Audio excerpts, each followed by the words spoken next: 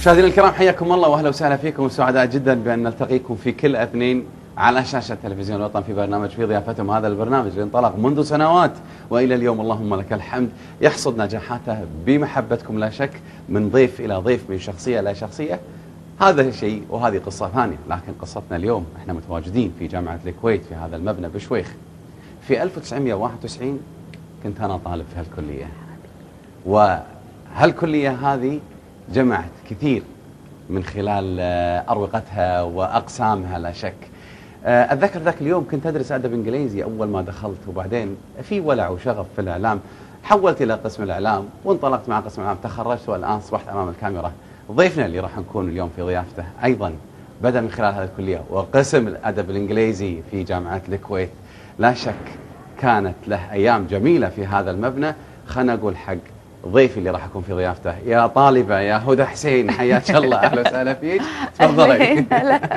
هلا بركات، اهلين هلا فيك، الله يسلمك. طبعا احنا خليناها تقعد شويه تسترجع ذكرياتها، الطقطق. شنو اللي طرب بالك اول وانت قاعده فيها والله في هالممر هذا؟ انا اول ما دخلت بوابه الجامعه لي ذكريات وايد حلوه وجميله يعني. تعالي مكاني هني عشان يصير انت لك الكاميرا الأكبر. يعني انت عارف دائما فتره الدراسه لها ذكريات بالزميلات ومع الدكاتره وتاخيرك وواجباتك. هل طوف ها؟ اي والله يعني لو تحكي من كثر ما كنا نروح ورد، بس كانت فتره ممتعه وحلوه. ويعني الى الان انا اعتقد احسد كل طالب في الجامعه على الاجواء الجامعيه الحلوه وعلى يعني انت عارف وعلاقتك بالدكاتره وهذول الاساتذه. اقول على شيء، اول ما دخلت لقيت بعض الاساتذه. لحظه، انت ادب انجليزي؟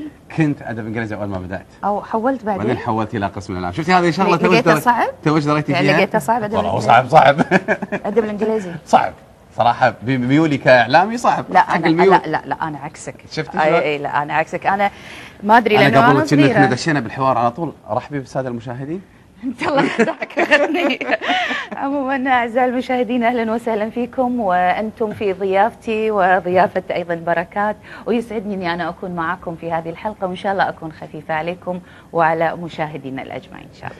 عموما احنا الان راح ندردش عن هالايام الجميله والجامعه وايام الدراسه الهدى، وعن القسم وما القسم، ولا الحوار الاساسي راح يكون في البيت. ها ويبركها من ساعه ناطرتكم. حياكم الله باي وقت. الله يسلم عمرك. خلينا نتمشى وندردش شويه. ايش اللي خلاك تروحين ادب انجليزي؟ انا تقولين وايد؟ اي لا انا يعني كنا قبل اذا تتذكر مرحله الابتدائي ترى ما كانوا يعطونا انجليزي. لا رابع ابتدائي اعطونا اولى متوسط. اولى متوسط كنت شاطره. بينا ترى كبار. لا صغار بعد نشحلونا. اموت على الانجليزي، وكانت سبحان الله ابلت الانجليزي في سنه اولى متوسط، ثاني متوسط، ثالثه متوسط، رابع متوسط. ايش اقول لك، ما ادري يحبوني واحبهم، وانا احب ماده الانجليزي. الله. واحبها، وكنت اتابع الرسوم المتحركه كلها بالانجليزي. اي واتابع والترجمه والقصص. لا كنت احاول شويه اوخر عيني عن الترجمه، يعني ابي افهم شلون. وبعدين انا عندي اخوي العود عبد الكريم خريج الجامعه الامريكيه في احد الجامعات الامريكيه في امريكا، يدرس سيفل انجينيرنج يعني هندسه مدنيه، وهو ايضا عاشق للغه الانجليزيه وحببني فيها اكثر واكثر. فلقيت روحي انه انا منطلقه باللغه الانجليزيه، واحب اقرا القصص واحب المسلسلات والافلام اعشقها. على فكره خلينا ننبه للساده المشاهدين على، هي قبل الغزو ترى هالحكي كله اللي هي قاعد تقوله كونها في هالكليه. انت اي دفعه؟ انا كنت في الجامعه يعني قبل الغزو دخلت 83 دفعه 83 الله. وبعدين كملت ترى 4 سنين بالجامعه، وصارت عندي ظروف ما كملت، وصلت سنه رابعه السماستر الاخير I had to finish يعني. بس صارت يعني there are some circumstances فما قدرت اخلصها. خلونا نترجم يعني، صارت لها امور ما قدرت تخلصها. فما قدرت اخلصها، تخيل سنه رابعه وما كملتها. بعد الغزو يعني الواحد صار له خلق وما له خلق يعيد الدراسه ويذاكر ويدرس مره ثانيه. لا انا كل هالامور ترى ما شي تمر عليها مرور الكرام. لا ما ينفع. خلينا نقعد تحت في خوش قاعده حلوه. ايش رايك نقعد على ونسولف بدل هالممر؟ ليتس جو يعني. هيا بينا. تفضل.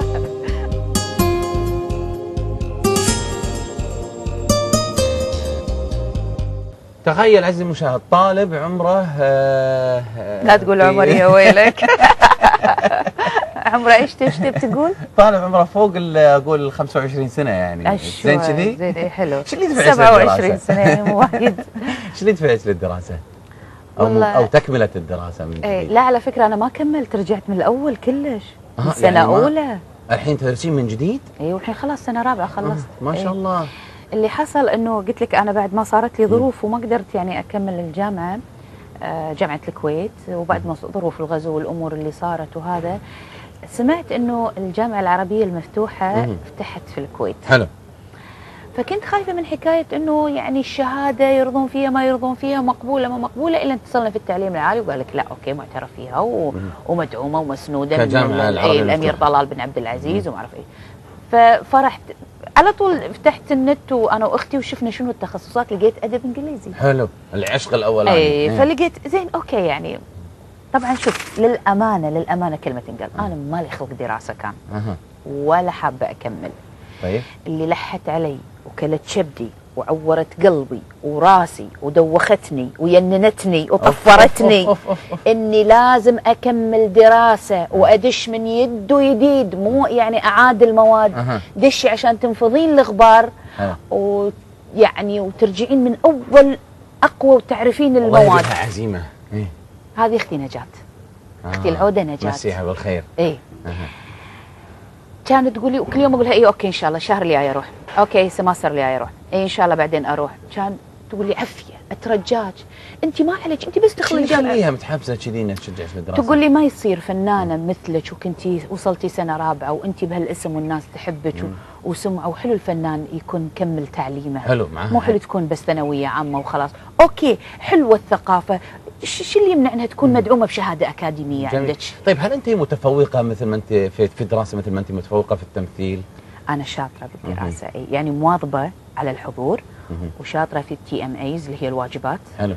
وعلاماتي كلها زينه حتى في الميد تيرم. نعم. وعلاماتي زينه في الفاينل، وبعدين انا على طول يعني احضر بالجامعه، لانه هو حتى نسبه الحضور محدوده عندنا في الجامعه العربيه المفتوحه، والدكاتره شديدين مو سهلين، والدراسه صعبه مو سهله. هذا اسالك، كونك فنانه ومشهوره ومعروفه، هل يتم معاملتك معامله خاصه غير عن معامله الطلبه؟ ابدا بصراحه والله العظيم ابدا. واقول لك شيء يمكن تقول، في بعض الاساتذه يجون من برا هاي يعني تعاقدون معهم من برا، ترى ما يعرف ان هذه هدى حسين.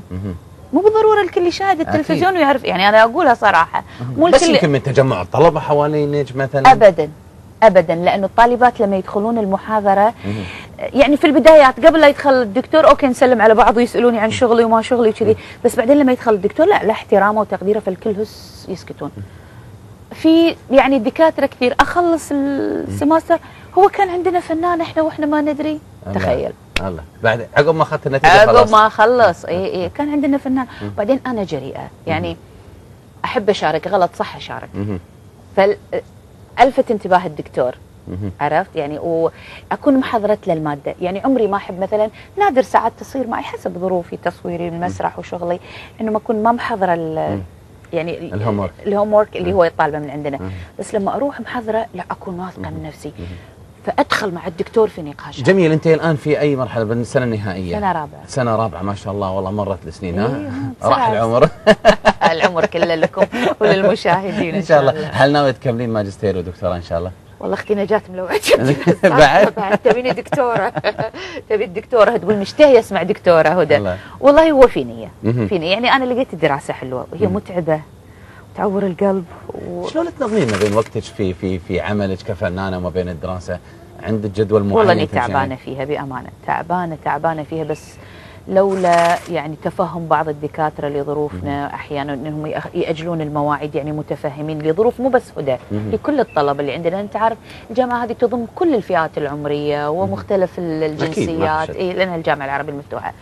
بس يعني قاعده احاول قدر المستطاع انه يعني ما اخر الواجبات، اقدمها اول، لان في ديدلاين عندك لتقديم الواجبات. الميد تيرم لازم تحضره، يعني شديدين في الجامعه مو سهله. هدى للامانه فيه مراحل كثيره مريت عليها من خلال اعداد الحلقه وفريق الاعداد على حياه هدى حسين، تنقلها من عمل الى عمل. يعني ما اعتقد احنا دردشنا بس عشان احنا موجودين في الجامعه هذه كبدايه الحلقه، لكن بنروح وياك البيت ان شاء الله وبنتعرف اكثر. بقول لك انا ناطرتك، يعني بتقول لي خلاص هدى، بقول لك انا ودي تكملون عندي بالبيت يكون افضل. يعني انت توكلنا بعد الشمس وطاحت الحين فتره تعصير وبرد الجو شويه. قاعد في البيت، يلا تفضل. توكلنا على الله.